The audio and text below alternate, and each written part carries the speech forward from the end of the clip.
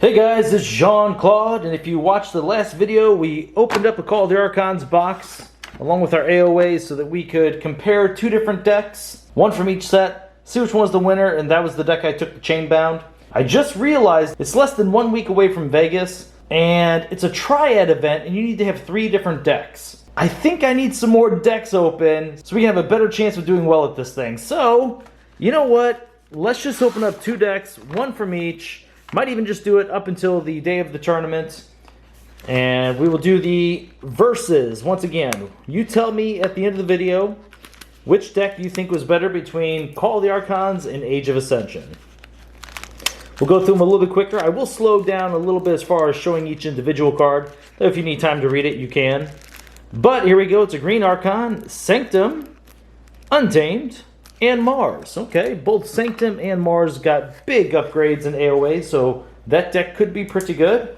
At the same time, I feel like parts of Untamed did get weaker. It's not as fast and burst amber as it used to be.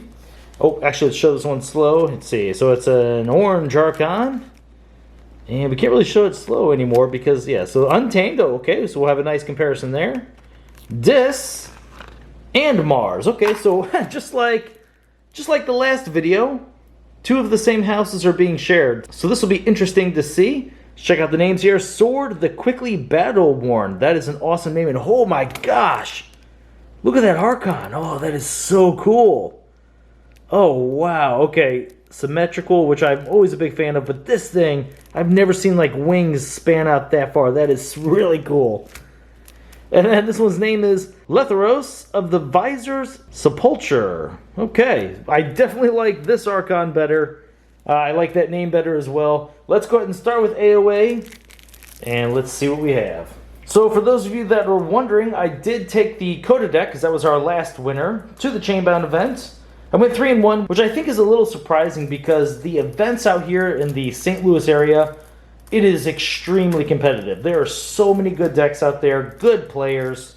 I will say that I had a little bit of luck go in my favor. I had some pretty good draws with that deck. I was able to set up some pretty crazy boards involving Shadow Selves and Ember Imps right next to them, so that's always really good. Alright, and we are starting off with Untamed. It's Quicksand. That's a formal removal. It comes with an Amber. Kindred Longshot's pretty good, both elusive and skirmish. Being able to do damage to creatures is nice as well. Pimpaka Anga, okay, we know that that gives skirmish to creatures to the left. Niflground's an artifact with an Amber. Gets rid of elusive and taunt from a creature. Okay, artifact control. Okay, Fogbank is actually pretty nice. Hey, a key cheat with Chota. Amber Spine Mongrel's a very good card. Tantadilin, it's really good if your opponent has a lot of archives. Song of Spring to get back those creatures, and a Regrowth to get one back immediately. Darna can get you quite a bit of Amber. Oh, it's an epic quest. Very nice.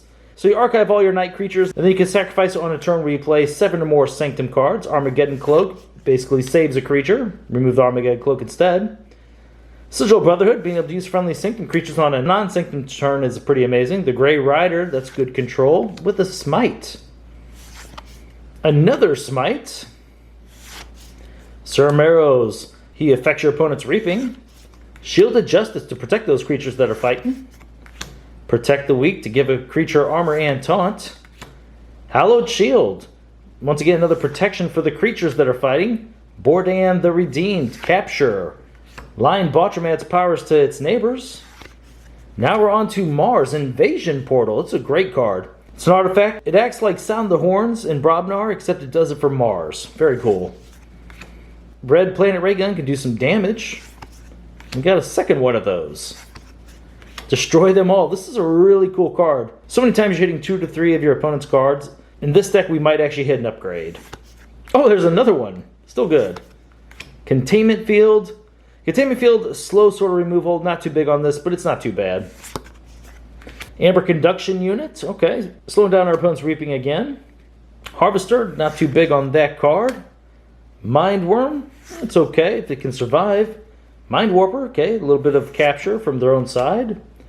Philoxim is board control. Agent Human's a little bit of board control as well, and that is the last card of that deck. So I'm interested to hear what your guys' thoughts on that deck is, and now we're about to see what Coda has for us. I really love the fact that So far, we've done this twice, and there's been 2 common houses between both decks each time. That's kind of interesting, so we can really get a better comparison between Coda and, oh my gosh, look at this card. That's what I'm saying, so we can get a better comparison between Coda and AOA. Check out Hunting Witch. We all know what that is. Fast Amber, great card to slide AOA over a little. So Niffleape can get past Elusive and Taunt to kill some creatures. Dew Fairy is pretty nice. Ancient Bear is pretty good too. It's a good fighter. It's good for reaping. Got 2 of those. Vigor here can help get you 2 amber. Regrowth returns a creature. Nocturnal Maneuver, a little bit of control with an amber. Mimicry, the best action in your opponent's deck. And a key charge, very nice. Both decks had key cheats, which are very good. Fog Bank, okay. Both decks had Fog Bank as well. Cooperative Hunting, depending on how many creatures in our deck, you can take care of some problem creatures on your opponent's side. Now we're on to Mars. Backup can help bring back an annoying creature, maybe a Hunting Witch. Marauder, okay, chance to capture, pretty good, 2 of those. Think Drone, that's okay. Archiving creatures that maybe have play effects are good. Tunk is a big beefy boy. Mind Warper, both decks had that. Soft Landing is actually pretty good inside of Mars. Phosphorus Stars, get out of here. Oh gosh, 2 Phosphorus Stars. We haven't opened up Phosphorus Stars on the channel in quite a while because we've been opening up Age of Ascension, but Phosphorus Stars is my least favorite card in the game. Wow, 2 of them? Jeez. Alright, Mass Abduction is pretty interesting. This can potentially archive 3 of your opponent's creatures. Martians Makes Allies could actually be a big Amber Burst. Wow, Key Abduction. We haven't had any archive yet, but that could be insane. Alright, Disc. Tentacus punishes your opponent for using an artifact.